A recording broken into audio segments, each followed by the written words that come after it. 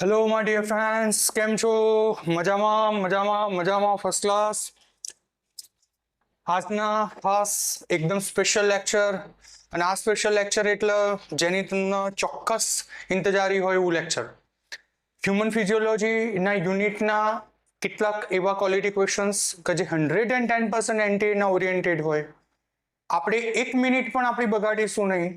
એવા ક્વેશ્ચન જ ક્રેક કરીશું, એવા ક્વેશ્ચનની જ પ્રેક્ટિસ કરીશું કે જે ક્વેશ્ચન 110% નીટ માટે, નીટ યુજી 2024 માટે પ્રોબેબિલિટી વાળા હોય. એવા કોઈ ક્વેશ્ચન આપણે ફિઝુલના કરવાના નથી કે જે આપણો બહુ જ બધો ટાઈમ થાય. આપણે એવા જ ક્વેશ્ચનોની પ્રેક્ટિસ કરીશું કે જે એકદમ પરફેક્ટ હોય, જે ક્વેશ્ચનો 100% એનટીએ માટેના હોય અને જબરદસ્ત ઇફેક્ટિવ હોય. તો આવો નીટના બહુ જ બધા એવા ક્વોલિટી ક્વેશ્ચન્સ આપણે સોલ્વ કરીશું. યુનિટ હ્યુમન ફિઝિયોલોજી, અને હ્યુમન ફિઝિયોલોજીમાંથી આઇસોલેટ કરેલા એવા ક્વોલિટી ક્વેશ્ચન કે જે 100% એન્ટી ઓરિએન્ટેડ હોય. તો ચોક્કસથી આ ક્વેશ્ચન જોજો. ક્વેશ્ચન સમજવાની અંદર પણ થોડી સ્પીડ, વાંચવામાં પણ સ્પીડ, જેથી આપણે ઓછા સમયમાં આપણે સૌથી વધારે ક્વેશ્ચન કવર કરી શકીએ. જોજો એક એક વસ્તુ. ક્વેશ્ચન નંબર 1, જીએનઆરએચ અંતઃસ્ત્રાવ માટેની આપણને વાત પૂછી છે. ફરીથી વાત બહુ શાંતિથી સમજજો. જીએનઆરએચ માટે પૂછ્યું છે, તો જીએનઆરએચ ઇઝ વોટ એક્ઝેક્ટલી? તો જીએનઆરએચ માટે આપણે જાણીએ છીએ ગોનેડોટ્રોપિક રિલીઝિંગ હોર્મોન. એ હાઇપોથેલેમિક અંતઃસ્ત્રાવ છે. તે પ્રજનનમાં મદદરૂપ બને છે અને શું કાર્ય કરે છે? પાછળ લખ્યું છે શું કાર્ય કરે છે. તો ચલો જુઓ ફટાફટ. 1 2 3 4 ચારે ચાર ઓપ્શન્સ વાંચો ફટાફટ, જલ્દી કરો. ચલો ફટાફટ, બહુ જલ્દીથી જુઓ ક્વેશ્ચન શું કહેવા માંગે છે. જીએનઆરએચ અંતઃસ્ત્રાવ હાઇપોથેલેમિક છે, તે પ્રજનનના કયા કાર્યમાં મદદરૂપ બને? નંબર 1, બી વાંચો, સી, ચલો ડી. જીએનઆરએચ એટલે સીધી અને સટ વસ્તુ શું? જીએનઆરએચ એટલે શું? Gonadotropic releasing hormone. આપણે જો જીટીએચ અનુસંધાને વાત કરીએ તો it is connecting with two kind of the hormones. One is FSH and another is LH. FSH means what? FSH means follicle stimulating hormone, LH yani luteinizing hormone, or you can say ICSH. ICSH means interstitial cell stimulating hormone. તો આપણે ખાસ યાદ રાખીશું આનું કામ always અને always. જો જીએનઆરએચ માટે પૂછાય કે જીએનઆરએચ નો રોલ શું હોય, તો એ અગ્ર પિટ્યુટરી ગ્રંથિમાંથી સર્જન થતો છે એક, અને બીજા નંબરની વસ્તુ LH અને FSH ના સ્ત્રાવને ઉત્તેજે. સો ફાઇનલ આન્સર કયો હશે? અગ્ર પિટ્યુટરી ગ્રંથિ અને LH અને FSH ના સ્ત્રાવને ઉત્તેજે. ક્વેશ્ચન નંબર 1, થોડીક સ્પીડ રાખજો અને બહુ જ કોન્શિયસ રહેજો. Number 2, question number 2, this one is number 2. શું લખ્યું છે? ગ્લુકાગોન લાક્ષણિક રીતે નીચેના બધામાં વધારો કરે છે સિવાય કે. આ શબ્દ ખાસ વાંચો. ગ્લુકાગોન લાક્ષણિક રીતે બધામાં વધારો કરે છે. આ 4 ફંક્શન મૂકેલા છે. તમે વિચારો આ 4 ફંક્શનમાંથી કયા કાર્યમાં વધારો કરતો નથી? એટલે આપણે એ સેન્સમાં વિચારવાનું છે કયા કાર્યમાં એનું યોગદાન નહીં હોય. એટલે બહુ જ શાંતિથી જુઓ ફટાફટ. ગ્લુકાગોન વધારો કરે છે સિવાય કે કયા કાર્યમાં નથી કરતો એમ પૂછવામાં આવે છે. ચલો જુઓ ફટાફટ. 1 2 3 4 કયા કાર્યની અંદર નથી કરતો? વિચારો ચલો ફટાફટ. શેમાં એનું ફંક્શન નહીં કરે, શેમાં એનું કામ નહીં કરે, એ વિશેનો જવાબ આપણને માગી લો છે. ચલો રેડી? શું હશે? તો ગ્લુકાગોન યાની ગ્લુકોઝ સાથે રિલેટ થતો અંતઃસ્ત્રાવ 1. તો શું કરે? ગ્લાયકોજિનોલાઇસિસ. યસ, ગ્લાયકોજન બ્રેક કરશે અને ગ્લુકોઝનું નિર્માણ કરશે. લાઇસિસ શબ્દ લખ્યો છે, લાઇસિસ એની બ્રેક થવો. એટલે આ ઓપ્શન્સ નહીં.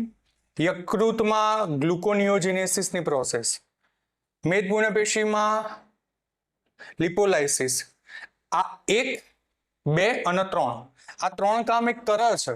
કયું કામ નથી કરતો? તો ધીસ વન, પ્રોટીન સંશ્લેષણનું કામ આ ભાઈ કરતો નથી. તો આપણો ફાઇનલ જવાબ કયો હશે? પ્રોટીન સંશ્લેષણ. ચલો રેડી? Okay, next. ચલો નેક્સ્ટ વાત ઉપર જુઓ ફટાફટ. નજર કરો શું છે ભાઈ, કયો કોન્સેપ્ટ છે? યસ,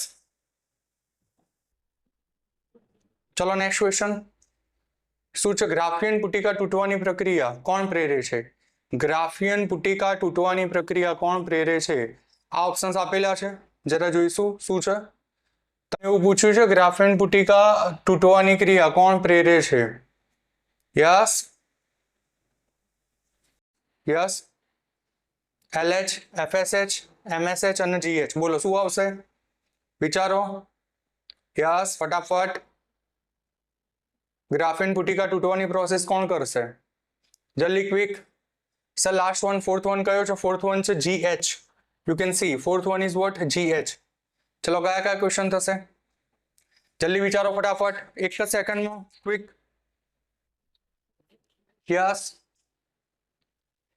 જુઓ એક સિમ્પલ ભાષામાં સમજો GH यानी ગ્રોથ હોર્મોન यानी વૃદ્ધિ અંતઃસ્રાવ MSH એટલે મેલેનોસાઇટ સ્ટિમ્યુલેટિંગ હોર્મોન ત્વચાના રંગ માટે FSH यानी ફોલિકલ સ્ટિમ્યુલેટિંગ હોર્મોન માદા હોય તો પુટિકા માટે થઈને ઉપયોગી બનશે LH એટલે luteinizing hormone will be responsible for what graafian પુટિકાને બ્રેક થવા માટે ગ્રાફિન કોર્પસ્કલ ને બ્રેક થવા માટે સૌથી વધારે આપણે જોઈશું કોણ LH નો રોલ હશે તો ફાઇનલ આન્સર કયો હશે LH ચાલો નેક્સ્ટ નીચે આપેલ પૈકી કયો સમૂહ તેમાં દર્શાવેલ ત્રણ વસ્તુઓ સાથે સાચો આપેલ છે બરાબર શાંતિથી વિચારજો આ ક્વેશ્ચન અને આવા જ ક્વેશ્ચન નીટની અંદર હોવાની સૌથી વધારે શક્યતા છે ચાલો બોલો જલ્દી ફટાફટ વિચારો શું હશે શું ઓપ્શન્સ હશે યસ ચાલો નીચે આપેલ કયો એક સમૂહ તેમાં દર્શાવેલ ત્રણ વસ્તુ સાથે સાચો આપેલ છે 1 2 3 4 ચલો જુઓ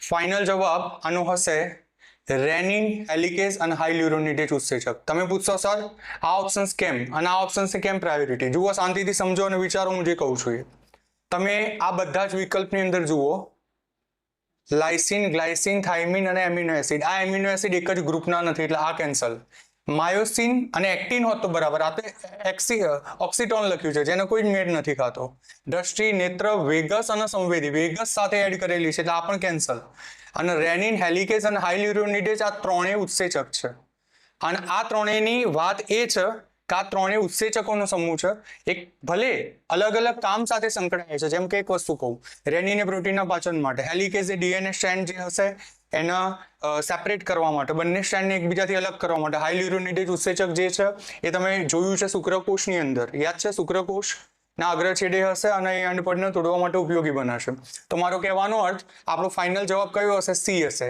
સી એટલા માટે કે આ કોઈ પણ ત્રિપુટી સેટ થતી નથી ઓકે ચલો નેક્સ્ટ વાત ઉપર જવા દો શું છે વિચારો નીચેનામાંથી કયા વિકલ્પો આપેલા પ્રક્રિયાથી પર કોર્ટિસોલની અસરની યોગ્ય સમજૂતી આપે છે ચલો વાંચો ફટાફટ કોણ જે છે એ સાચી સમજૂતી આપે જ્યારે કોર્ટિસોલની ઇમ્પેક્ટ થશે ત્યારે શું થશે કોર્ટિસોલની અસરથી શું થશે ચલો વિચારો કોર્ટિસોલ જ્યારે એક્ટિવ થાય ત્યારે શું થાય કોર્ટિસોલ જ્યારે એક્ટિવ થશે ત્યારે ફાઇનલ ગ્લુકોઝ વધે લિપિડ ઘટે લિપિડનું શું થશે વિઘટન થશે તો આપણો ફાઇનલ જવાબ હશે ગ્લુકોઝનું વધવું અને લિપિડનું શું થવું વિઘટન થવું ચાલો નેક્સ્ટ વાત ઉપર જઈશું શું છે ભાઈ જુઓ ફટાફટ જસ્ટ અ મિનિટ ચલો યસ શું છે વાત યસ શું છે નેક્સ્ટ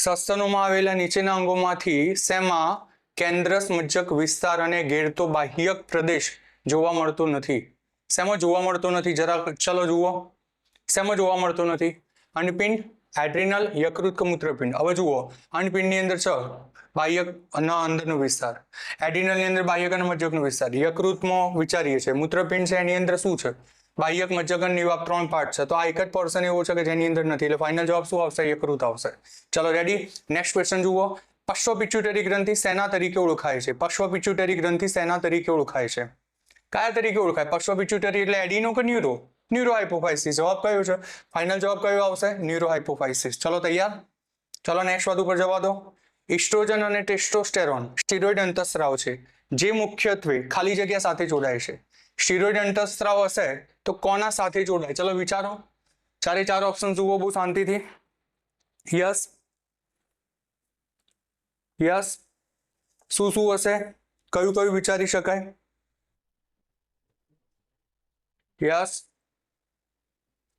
શું આવી શકશે ઇસ્ટ્રોજન અને ટેસ્ટોસ્ટેરોન સ્ટીરોઇડ અંતઃસ્રાવ છે એ શેના સાથે જોડાય છે તો કોષ રસીય રિસેપ્ટર સાથે જોડાય છે ફાઇનલ આન્સર કયો છે કોષ રસીય receptor is our final answer ચલો નેક્સ્ટ સસ્તનના મગજનો કયો ભાગ સ્નાયુ નિયમન ધરાવે છે મગજના કયા ભાગ સાથે સ્નાયુઓ સંકળાયેલા છે ચલો જુઓ 1 2 3 4 ચારે ઓપ્શન જુઓ અને વાંચો ફટાફટ યસ કયો ભાગ આવશે, શું આવશે?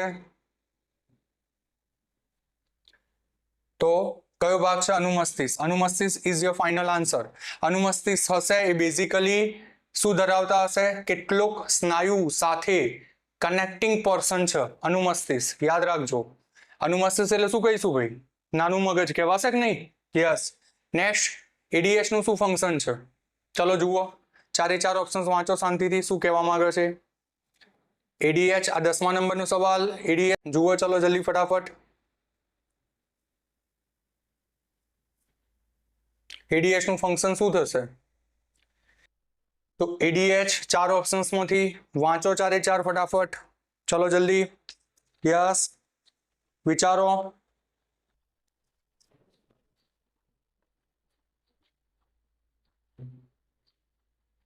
એડીએચ નું ફૂલ ફોર્મ શું થાય? પહેલા તો એડીએચ ને કહીશું તમે એન્ટી ડાયુરેટિક હોર્મોન. ઓકે.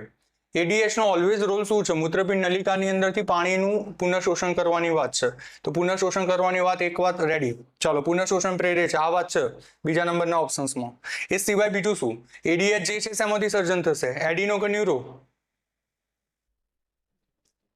શેનો ભાગ હશે? પશ્ચોપિચ્યુટરી. પશ્ચોપિચ્યુટરી કનેક્ટ છે ન્યુરો હાઇપોફાઇસિસ સાથે, એટલે બીજી વાત સાચી. ત્રીજી વાત છે હાઇપોથેલેમસ. તો હાઇપોથેલેમસ થી પિચ્યુટરીના ન્યુરો હાઇપોફાઇસિસ થી એની જે અસર થશે મૂત્રપિંડ નલિકાના પાણીનું પુનઃશોષણ પ્રેરે છે. ચલો તૈયાર થઈ જાય એટલું. ચલો નેક્સ્ટ વાત. 11મા નંબરનો ક્વેશ્ચન ફટાફટ મેચ કરો. શું થશે 11મા નંબરના ક્વેશ્ચનની અંદર? યસ, જુઓ જલ્દી. ચલો ભાઈ, અંડપિંડ હશે તો અંડપિંડનું કનેક્શન કોના સાથે? ઇસ્ટ્રોજન સાથે. પિનિયલ હશે તો શેના સાથે? મેલેટોનિન સાથે. બીજું એડ્રિનલ મજ્જકનો ભાગ હશે તો શેના સાથે? એપિનેફ્રિન. વધ્યું કયું? Thyroid, thyroxine. ચલો સેટ, રેડી, ડન ક્વેશ્ચન. ચલો, બ્લર છે બરાબર, વંચાતું નથી, લીવ ઇટ. ચલો નેક્સ્ટ. આલ્ડોસ્ટેરોન શું મદદ કરે છે? આલ્ડોસ્ટેરોન નોર્મલી શું ફંક્શન કરે, શું કામ કરે છે? જુઓ બરાબર, વિચારો.